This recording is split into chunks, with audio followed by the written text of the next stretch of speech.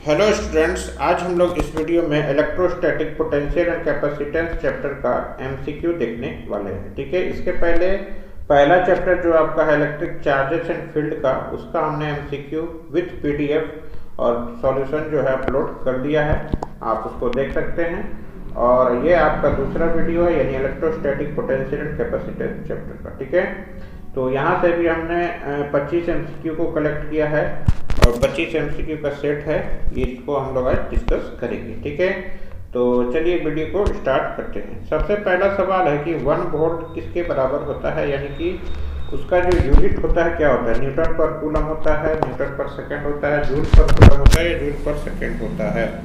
तो सबसे पहले हम लोग जो वोल्ट बराबर क्या लिखते हैं, वोल्ट बराबर हम लोग लिखते हैं, यानी वोल्टेज निकालेंगे, वर्क बाय क्या लिखते हैं, चार्ज। तो वर्क का क्या यूनिट होगा, जूल, और चार्ज का क्या होगा, कूलम। तो जूल पर कूलम, यानी ऑप्शन नंबर आपका क्या हो जाएगा, सी यहाँ पे सही हो जाएगा। तो आपको अगर फॉर्मूला याद है और बेसिक चीज़ का आपको यूनिट याद है, तो कोई भी बड़ा से बड़ा चीज़ का यूनिट हम उसको क्या कर सकते हैं, निकाल सकते हैं। तो सारा चीज़ आपको याद करने का जरूरत नहीं है, सिर्फ बेसिक चीज़ का याद रखिए क्या यूनिट होता है। ठीक है, चलिए अगला सवाल देख लेते हैं। The relation between electric field E and potential V, दोनों के बीच में क्या रिलेशन होता है, यहाँ देखिए। E is equal to minus D B by D X, E is equal to D B by D X, E equal to D E by D X, E equal to D E by D B.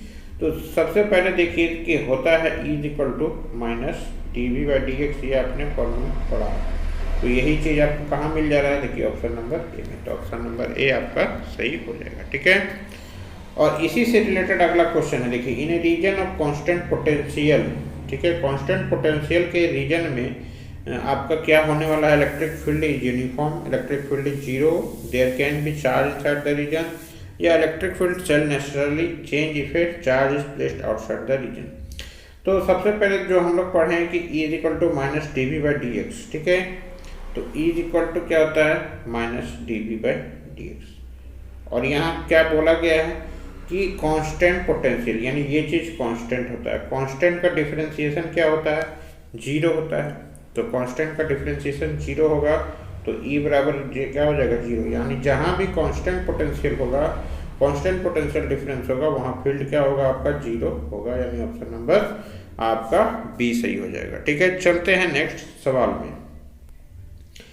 अगला है choose the SI unit of electric potential energy. Electric potential energy का SI unit, देखिए कोई भी प्रकार का energy हो, किसी भी प्रकार का एनर्जी हो, उसका यूनिट बेझिझक आपको टिक क्या कर देना है, जूल। ठीक है, किसी भी प्रकार का एनर्जी होता है उसको हम लोग जूल में ही काउंट करते हैं। ठीक है, चलिए अगला सवाल है, the process in which a region is made free from any electric field, यानी किसी भी रीजन को इलेक्ट्रिक फील्ड से फ्री कर देना, वो क्या कहलाता है, इलेक्ट्रोस्टैटिक फोर्सिंग, इलेक्ट्रोस्टैटिक बाइंडिंग या इलेक्ट्रोस्टैटिक शील्डिंग। ठीक है, जैसे आप अपने घर को अगर किसी चीज़ से फ्री करना चाहते हैं, जैसे मान लीजिए आपको पेंट से, आपको आपको डस्ट से फ्री करना रहता है, तो आप क्या करते हैं, पेंट लगाते हैं। वो क्या एक प्रकार का शील्ड हुआ, यानी उस प्रोटेक्टिव लेयर चढ़ाते हैं। तो यहाँ भी वही है, process in which region is made free from any electric field is known as, क्या बोलते हैं उसको लोग, इलेक्ट्रोस्टैटिक शील्डिंग। ठीक है, इलेक्ट्रोस्टैटिक शील्डिंग हो जाएगा। अगला है, a surface that has the same electrostatic potential at every point on it. देखिए इसको क्या बोलते हैं, सबसे पहले ये देखिए, मान लीजिए कोई सरफेस है। ठीक है, यानी कि क्या बोला है, surface that has same electrostatic potential at every point, यानी मान लीजिए यहाँ पोटेंशियल निकाले, यहाँ निकाले, यहाँ निकाले, यहाँ निकाले, चारों जगह क्या मिल रहा है कि चारों जगह सेम पोटेंशियल मिल रहा है, यानी इक्वल मिल रहा है। तो यहाँ पे आपको ध्यान देना है कि उसको बोला क्या जाता है, इक्वल पोटेंशियल सरफेस बोलते हैं, सेम पोटेंशियल सरफेस बोलते हैं, इक्वी मैग्नीट्यूड सरफेस बोलते हैं, या इक्वी पोटेंशियल सरफेस बोलते हैं। तो ये दोनों चीज़ में कभी टिक नहीं कीजिएगा, इक्वल पोटेंशियल सरफेस नहीं बोलते हैं, सेम पोटेंशियल सरफेस भी नहीं बोलते हैं, उसका नाम क्या है, इक्वी पोटेंशियल सरफेस, और ये तो होगा ही। ठीक है, तो इक्वी पोटेंशियल सरफेस आपका क्या होगा, सही हो जाएगा। ठीक है, अगला सवाल में चलते हैं, the work done against electrostatic force get stored in which form of energy. तो आपका जो वर्क डन होता है ना इलेक्ट्रोस्टैटिक फोर्स के अगेंस्ट में, ठीक है, वो किस में कनेक्ट आपका स्टोर होगा, थर्मल एनर्जी में, काइनेटिक एनर्जी में, पोटेंशियल एनर्जी में या सोलर एनर्जी में। तो सोलर एनर्जी तो होगा नहीं, काइनेटिक आप जब तक वेलोसिटी मूव नहीं कर, वेलोसिटी नहीं होगा बॉडी में तब तक वो काइनेटिक एनर्जी आएगा। थर्मल एनर्जी होगा क्या, पोटेंशियल। ठीक है, आगे चलेंगे 8वां number, electric potential inside a conducting sphere. अब बताइए कि electric potential inside a conducting sphere क्या होगा। ठीक है, तो सबसे पहले कि आपका इलेक्ट्रिक फील्ड कोई भी कंडक्टिंग स्फीयर में क्या होता है, E बराबर 0 होता है। E बराबर 0 कब होगा, जब हम लोग V बराबर क्या होगा, कांस्टेंट। ठीक है, V बराबर कांस्टेंट होगा तभी तो E इक्वल टू dV/dx लिखेंगे, dV/dx करेंगे तो E बराबर क्या मिलेगा, हमको 0 मिलेगा। तो इलेक्ट्रिक पोटेंशियल क्या होगा, इनसाइड ए सरफेस क्या होगा, remains constant from centre to the surface, यानी ऑप्शन नंबर डी आपका सही हो जाएगा। ठीक है, अगला सवाल 9 नंबर सवाल देखेंगे। 9 नंबर सवाल देखेंगे आपका क्या है, पढ़िए क्वेश्चन को पढ़िए आप लोग।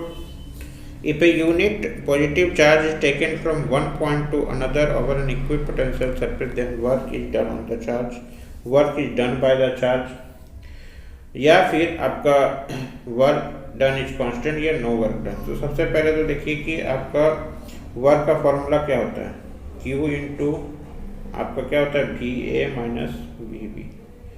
ठीक है, या V1 माइनस V2 जो लिख सकते हैं। इक्विपोटेंशियल सरफेस, कोई सरफेस है, मान ली यहाँ पे पोटेंशियल सेम होगा, यहाँ भी सेम होगा, तो इसका वैल्यू क्या हो जाएगा, Q इंटू 0। तो वर्क डन क्या होगा, 0, तो no work done, option number D आपका सही हो जाएगा। अगला सवाल है 10वां number, the electrostatic potential due to point charge is directly proportional to. देखिए फॉर्मूला सबको पता होगा, V इक्वल टू KQ/R हम लोग लिखते हैं। तो डायरेक्टली प्रोपोर्शनल पूछ रहा है तो 1/R हो जाएगा, V is directly proportional to 1/R, यानी ऑप्शन नंबर ए आपका सही हो जाएगा। अगला सवाल आपका है, electrostatic potential due to an electric dipole is inversely proportional to. देखिए किसके इनवर्सली प्रोपोर्शनल होगा, तो देखिए फॉर्मूला आप लोग याद रखिए, P बाई क्या लिखते हैं हम लोग, R²। किसके इनवर्सली प्रोपोर्शनल होगा, R²। ठीक है, चलिए अगला सवाल है, potential energy is characteristics of the present state of configuration where the state is achieved या both A and B या none। देखिए पोटेंशियल एनर्जी क्या होता है कि आपका प्रेजेंट स्टेट पे डिपेंड करता है, क्या चेंज हुआ वो देखेंगे, किस रास्ता से गया, कैसे हुआ, वो सबसे कोई मतलब नहीं होता है, क्योंकि ये जो आपका इलेक्ट्रोस्टैटिक फोर्स होता है वो क्या होता है, कंजर्वेटिव फोर्स होता है, यानी इसको पाथ से कोई मतलब नहीं है। ठीक है, तो यानी कि ऑप्शन क्या हो जाएगा, ऑप्शन नंबर ए आपका सही हो जाएगा। अगला है डायमेंशन ऑफ इलेक्ट्रिक पोटेंशियल। तो इलेक्ट्रिक पोटेंशियल का डायमेंशन देखिए, चलिए हम मान लिए कि आपको इलेक्ट्रिक पोटेंशियल का डायमेंशन नहीं आता है, नहीं याद है, चलिए कोई दिक्कत नहीं। तो बेसिक चीज़ तो हमको याद ही होगा, V is equal to W/Q लिखेंगे, वर्क का mL2T-2 और इसका क्या लिखेंगे, A इंटू T। ठीक है, तो क्या हो जाएगा, mL2T-3 और क्या हो जाएगा आपका, देखिए तो A के पावर में -1। तो किस में है आपका A, आपका mL2T-3 और A के पावर में -1 आपको मिल जाएगा ऑप्शन नंबर ए में। ठीक है, ऑप्शन नंबर ए आपका करेक्ट हो जाएगा। अगला सवाल हम चलेंगे, potential due to charge Q at its own location, अपने लोकेशन पे। तो सबसे पहले तो पोटेंशियल इक्वल टू क्या होगा आपका, यहाँ पे potential due to charge Q at its own location, यानी V इज इक्वल टू क्या लिखेंगे, KQ/R, इससे भी चल सकते हैं। तो R का वैल्यू क्या हो जाएगा, ये तो 0 हो जाएगा, तो V इज इक्वल टू कोई भी कांस्टेंट बाई 0 लिखते हैं तो इसको हम लोग क्या बोलते हैं, या तो अनडिफाइंड बोलते हैं या तो इन्फिनाइट बोलते हैं। तो इन्फिनाइट आपको ऑप्शन में दिया होगा। ठीक है, अगला सवाल है, dielectric constant for a metal is. Metal का डाइलेक्ट्रिक कांस्टेंट क्या होता है, मेटल का डाइलेक्ट्रिक कांस्टेंट होता है इन्फिनाइट, क्योंकि आपका उल्टा होता है, इन्फिनाइट होगा। ठीक है, अगला सवाल, ratio of charge by potential difference is called. Resistance, inductance, capacitance या नॉन ऑफ दिस। तो रेजिस्टेंस तो सभी को पता है कि वी बाई आई होता है, ठीक है। इंडक्टेंस तो आप लिख सकते, इंडक्टेंस आपका म्यू नॉट आई से निकालते हैं, ठीक है, ये नहीं हो पाएगा, ठीक।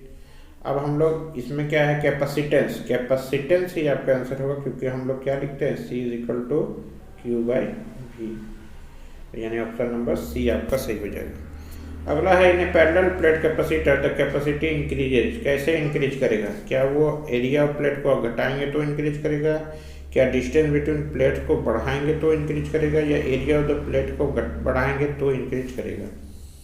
तो सिंपल सा फॉर्मूला आप याद रखिए, ये जो होता है A epsilon not by D.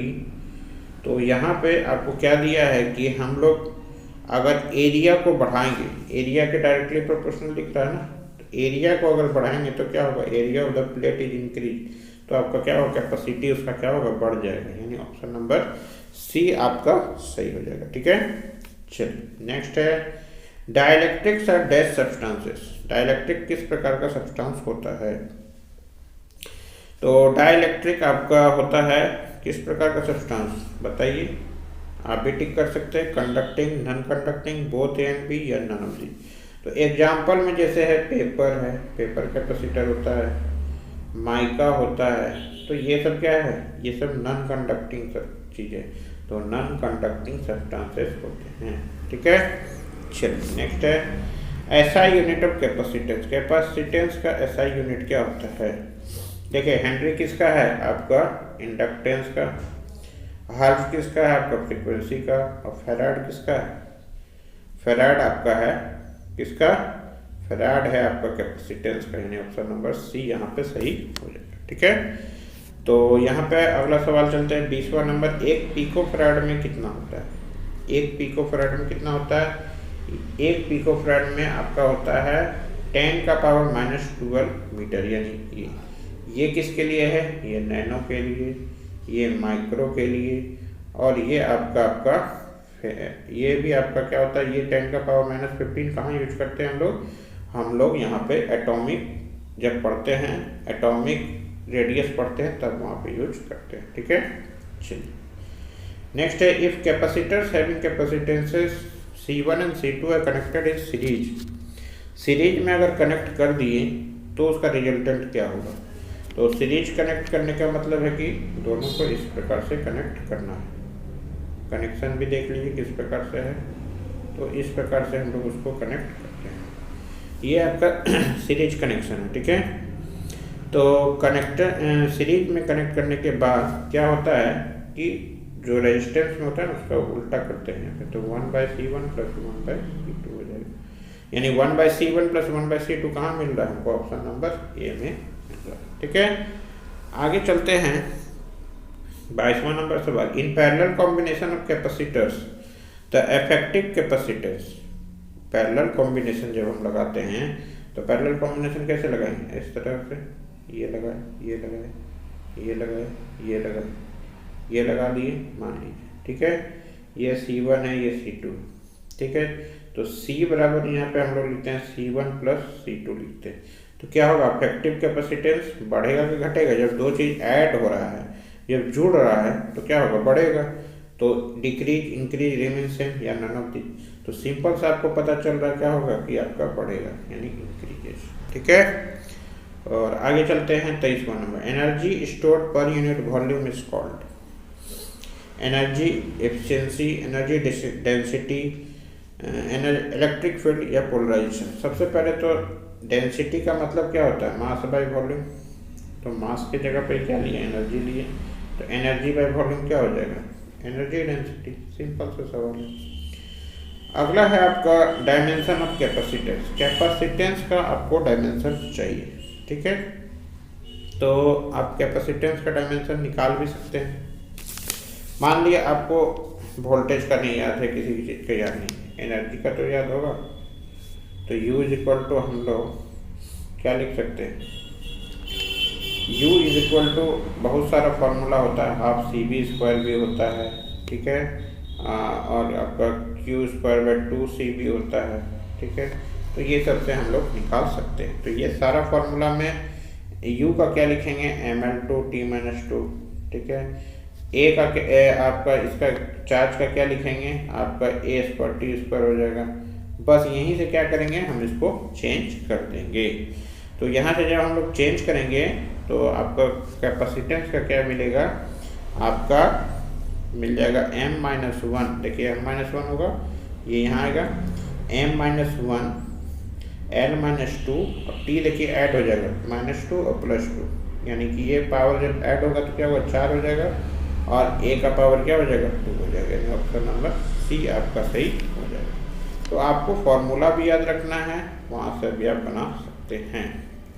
अगला सवाल, last but not the list.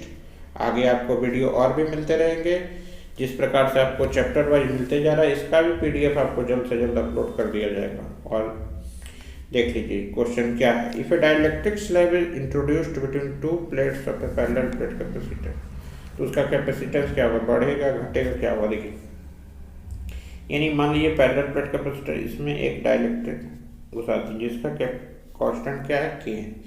तो जो हम लोग पढ़े हैं C = A∈0/T, ठीक है, कोई फर्क नहीं पड़ रहा है, यहाँ तो K नहीं है, लेकिन एक और फॉर्मूला होता है, C = KA∈0/D होता है। तो यहाँ देखिए, if a dielectric slab is introduced in between the 2 plates of a parallel plate capacitor, then its capacitance K times क्या हो जा रहा है, बढ़ जा रहा है, डायरेक्टली प्रोपोर्शनल है, यानी इंक्रीजेज।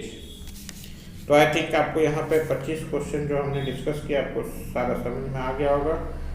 तो इसका PDF भी आपको मिल जाएगा। आप इसी ऐप में जुड़े रहें और भी बच्चों को जुड़वाएं, ताकि सभी को जल्द से जल्द, अब तो एग्ज़ाम में आपका समय नहीं है, अब सिर्फ revision, important question, important videos सब आपको कराया जाएगा इस ऐप में।